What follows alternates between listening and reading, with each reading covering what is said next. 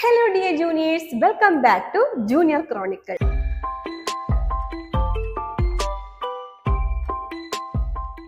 ഫെബ്രുവരി 2 ലോക തണ്ണീർത്തട ദിനം അഥവാ വേൾഡ് വെറ്റ്ലാൻഡ്സ് ഡേ. അപ്പോ വെറ്റ്ലാൻഡ്സിനെ കുറിച്ച് കുറച്ച് കാര്യങ്ങൾ മനസ്സിലാക്കാം.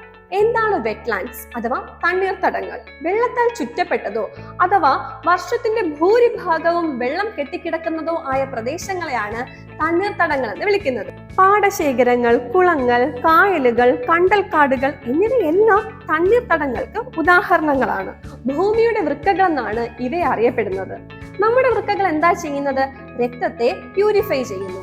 അതുപോലെ വെള്ളത്തിലെ അഴുക്കുകളെ നീക്കം ചെയ്ത് അവയെ ശുദ്ധീകരിക്കാനുള്ള കഴിവ് ഈ തണ്ണീർത്തടങ്ങൾക്കുണ്ട്.